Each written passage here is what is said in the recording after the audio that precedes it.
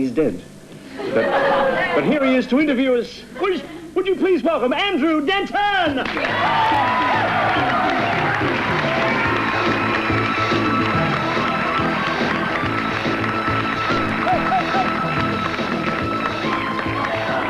Joe, Barry, Katy, thank you very much for having me on my show. It's very good of you. Guys, no, actually, Katy Manning, can we get a close-up of Katy Manning here? Now, some people may not automatically recognise Katy Manning, but they will when they see this. My instruction! He must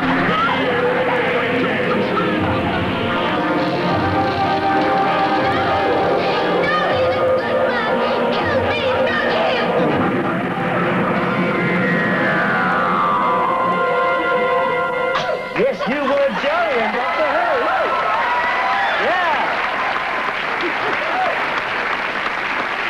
Yeah. That was the episode where you met Rex Mossop. That's right. Yes, I've had my ears fixed since then. Oh, really? Yes, devil-worshipping Rex. Do we fans of Doctor Who here? Yes. There's a definite lunatic up the back there. Are you often assailed by people who go, oh, I saw you in a wonderful one with the Daleks? Or... Oh, yes, they remember it all, you know, Yes. the pickled cucumbers and all the things like... Especially... Oh, I don't remember that one. Oh, don't you? Oh, that was a very good one, that. Oh, yes. It's great when you say, what have you been doing today? Oh, I've been talking to a pickled cucumber with a, you know, with a net curtain across it. But no, in America, especially, it's absolutely huge in America. I mean, you actually walk down the street and people come and say, excuse me, ma'am, are you Katy Manning? Were you in Doctor Who? But yeah, they've always loved medical programs. Yes, They love and with a body like mine, Absolutely. I mean, you know. Now, weirdness has dogged you throughout your life, not just in Doctor Who, but your childhood. You were something of a sport orphan. Katy. Yes, it was. Do tell us the story. All right. Oh, stop it. I'm sorry, I get very emotional. No, it's okay. It's sort of round about Wimbledon time, I sort of became a refugee. Yeah. Because my parents disappeared to Wimbledon every year. My father was a sports writer. Yeah. And, Not just a sports writer. well, no, he was quite a sort of powerful sports writer, to say the least. And he did a column called The Last Word, and he was also chairman of the press club. And he decided that it was about time that women were allowed to become members of this very elite club. Mm. So he opened a big door there and let in women. So A lot he of- actually fought for women's equality? Yes, he did, indeed. And he fought for a lot of things in sport. I mean, he, in boxing, fought very hard to have a doctor at the ring to say when a fight should start. Unfortunately, it was That one of Doctor Who, and he used to Yeah. disappear regularly. How do you think I got the part? Yes. Now, but your childhood was littered with famous sporting names, wasn't it? Well, yes, I mean, Personally. Harold Abrahams. I mean, if anybody saw... Chariots of Fire. Chariots of Fire, thank you. I'm so well prepared. Chariots of Fire, Harold Abrahams was a very important character in that film. Yes. And he was my grandfather, who was also a sports writer. He was his very best friend, and he was my father's mentor. And so he went right through our lives, and we sort of... Our house was always filled with great sporting people. Yeah. Which one do you... Freddie Truman. Joe Bugner, yes. Yes, yes. Joe was there. Yes, I was... Joe was there installed in the house as I know Yes, the still there. yes. I knew his father quite well. Really? Yes. Oh, that's interesting. But Harry Carpenter, who's, of course, in England, the boxing commentator. Right.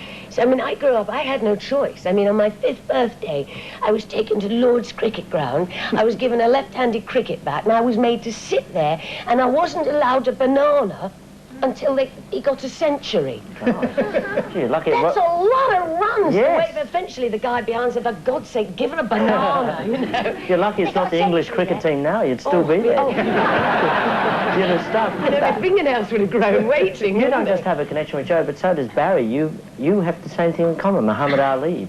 Joe, you fought Muhammad Ali? Barry and I fought Muhammad at the same time. No, Barry actually went to the same gym as Muhammad Ali's ex-wife. That's what I just said. Yes. Oh, yes, it's good. I mean, Barry and I go back a long time. Really? We actually went to the same school of boxing. Absolutely. Well, now, Barry, I I'm understood... going to tag for this, Joe. Yes. I understood... Don't ask him to give you a tag. It comes with an arm behind it. I understood, Barry, that at school you were not blessed with athletic prowess. Well, I wanted to be. Talking about boxing, when I went to the Geelong West Police Boys Club in Geelong, I was about 12. And the way they used to measure the opponents, they'd just get two kids together and they'd say, yes, they're about the same height, go for it. Now, I was always tall and skinny, even in those days. And, like, I was 12, and the person that was the same height as me would be about 15 or 16, and they beat the crap out of me, you know. Yeah. That was the way Captain Blood he was. You know, this is live. Yes. No, you can't use crap on this slide. I'm sorry. Yes, you can use crap, you just can't say shit. I'm glad you pointed that out of me as well. But Barry, I mean, you were tall and skinny, which of course is the perfect bill for being a champion cyclist. We have a photo of Barry in his early days when he was a... Look at that. Now, it's a praying mantis on heat. I begin to understand. Why, have you observed praying mantises on heat?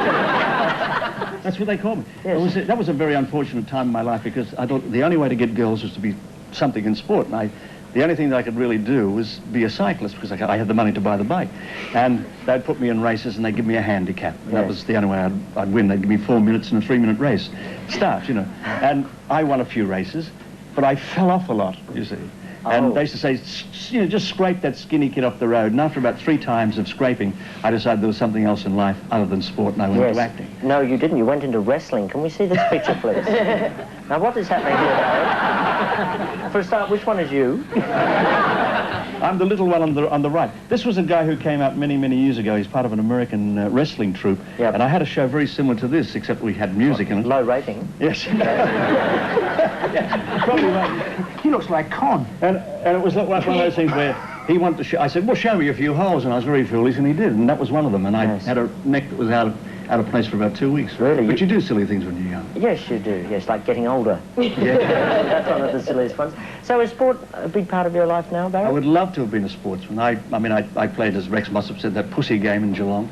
I trained with the Geelong Thirds, and I wanted desperately to... The Geelong Thirds, they only had 2 teams. That's true. Yes. It was right. And I remember the coach was lovely. He said to me, he said, listen, forget it, son. He said, because when you go up for a mark, you'll probably break your legs going up and your neck coming down. They gave you a lot of confidence. He was the morale officer for the team, was he? Yes. They painted me white as a goalpost for 3 years. It was all right.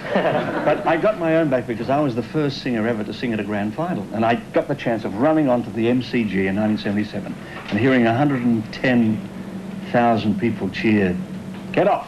So I actually got to run on for a grand final, which was marvellous. But I wanted desperately to be something important in sport, but everything I did, I failed at. Tennis, my best shot was off the end of the handle, you know, it was all terrible. Everything like that, it was just awful. An honourable profession to be a sportsman, Joe? It is really. Because not only the children look up to you, but also the parents do. And, I mean, with all the jokes aside, I think it's so important to achieve something in life. And when you achieve a championship of anything, whether it's only a county or state or whatever, I think it's a great achievement. I mean, irrespective of what level and what level. Well, Katy, just finally do... hello, welcome back. Welcome back, Katy Manning. I was riveting during that, I was. Sorry, we'll call in the crews. Did you, having had so much sport thrust upon you as a kid, do you still have aspirations towards sport, or is it something you've turned off in your life? I've got a problem. First of all, I was very small, and in hockey and yes, things we all like... were as kids. Were you? Yes. Oh, no, I was even smaller than that. You can hardly see it. But they didn't know I was there.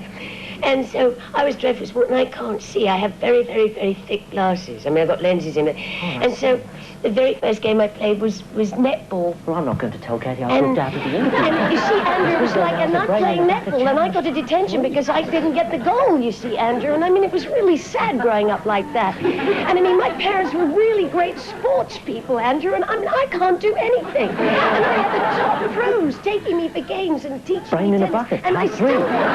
Why is he so quiet, Andrew? He's gone.